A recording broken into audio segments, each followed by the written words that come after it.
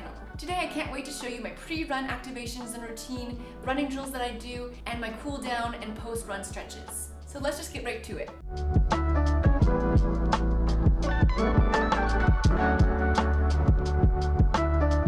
Doing a pre-run activation and warm-up has really helped me. I used to just roll into bed and go for my run, and it would take me a long time to get warmed up or just awake mentally. I really believe doing the warm-up and activation routine has helped me not get any major injuries. Now, none of these are static stretches, as my muscles are still cold, but more movements to get the blood flowing and activate certain areas of my body. The side lunge helps work on your balance, stability, and strength. It really targets your inner and outer thigh. It's a nice warm-up as it also makes you move in a sideways motion rather than just the forward movement of running. I love the bird dog. It's such a versatile exercise as you can use it like this for a warm-up or even as a core workout. The band adds an extra bit of resistance to the movement, but you can also do it without the band too. Donkey kicks are good for the hamstring and glutes. They also work your core and shoulders as your body has to remain stable while you lift your leg up. I'm not the best at this warm-up, but your legs should kick upwards towards the ceiling. Now I like to sit back on my feet. It looks like a simple stretch, but it feels really good and gives me a moment to just be still. The walking band complex is another favorite warm-up of mine, and is a tough one too, especially if your legs and glutes are tired from a run or workout the day before. This is all about activating those glutes. The first variation is with straight legs. Really try to concentrate on keeping your knees and hips the same width apart when you move sideways. The same goes with a bent leg banded walk, but keeping your legs bent. They really burn the booty, but so great to activate your glutes before you run. Another warm-up is doing a downwards facing dog and pedaling your feet. This is a good warm-up exercise for your calves. Ankle mobility. If your ankles tend to be tight, especially at the beginning of your runs, this is a helpful warm-up to do. You want to have a solid foundation of your front and back leg while trying to move your knee over your front ankle.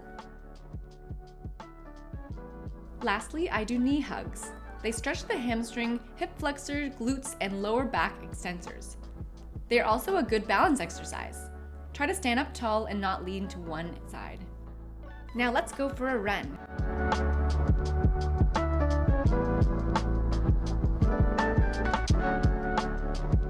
Running drills. I hadn't done drills since track days in high school until I joined the BlackToe Running Club. Running drills are important because they work on your form, your efficiency, and your power by moving in different planes rather than the one we typically run in. The exaggerated motions work on our strength and our stability, which gives us power to do speed work, which I'll talk about later in a video. The exaggerated movements of the running drills helps us work on important components of running that we may not be able to focus on when we're actually doing a run. They also strengthen your muscles and your joints so you're able to run faster and more efficiently. When I do speed work, I often pick one drill, like an A, B, or C, to think about when I'm doing my run. By focusing on one of these drills, it helps me keep my form when I'm starting to get tired from the speed work. Drills can be done right before speed work or after easy runs. Now when I do drills before speed work, it's always after I run a couple kilometers to make sure that my muscles are warmed up. I typically do drills about 3 to 4 times a week. Even if you only have 5 minutes to do these drills, I think it will be really beneficial in your running as they emphasize good running posture and just certain aspects of running, which helps us run better. I like doing a series of arm swings at the beginning of my running drills as it loosens my shoulders and arms. It's easy to overlook the upper body and only focus on your legs for running, but arms are super important as well. They help stabilize your body and also can affect your running efficiency.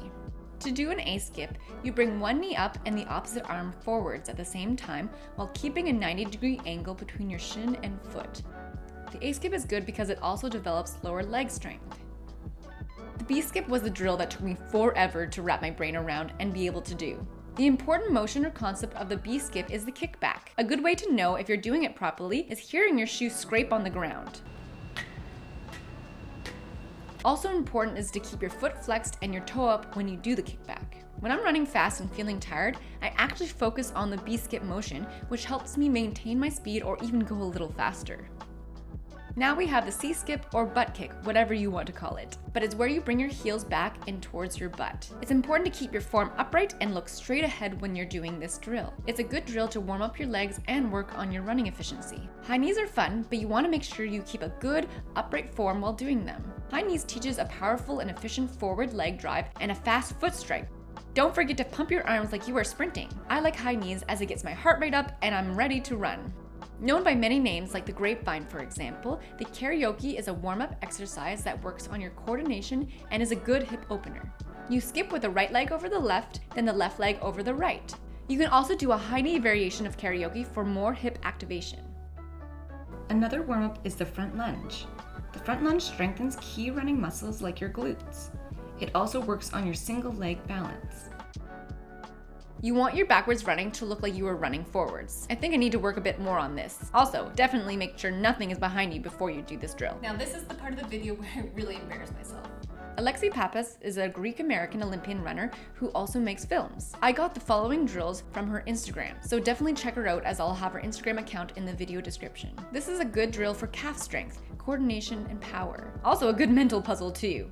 I can't tell you how long this took me to master and probably looked ridiculous in the process. This drill in particular helps open and lengthen your hamstring and adductors.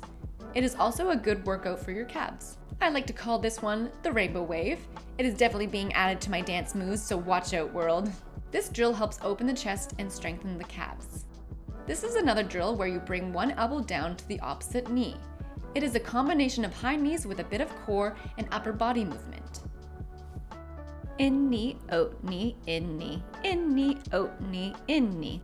It's like a song. If you do this one for a while, you can really feel it in your calves. Here I am fishing out my handy sticky and now very sweaty list of drills and then putting it back down my shorts.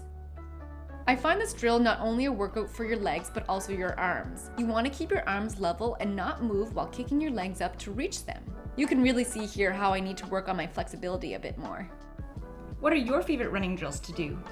Short on time? This is a duo drill where you do a high knee with one leg and a butt kick with your opposite leg. Think about getting your knee up high and reducing the time you spend on the ground. Leg swings really help open up your hips. It's also good to do them in different directions as it helps increase the range of motion of your hips. After I finish a run, I like to walk for a few minutes. This gets my heart rate down while still moving. It also helps lower my muscle temperature and flush out any byproducts of exercise like lactate. Drinking fluids during and after a run is really important, especially in summer running. Then I like to go do my post-run cool-down stretches.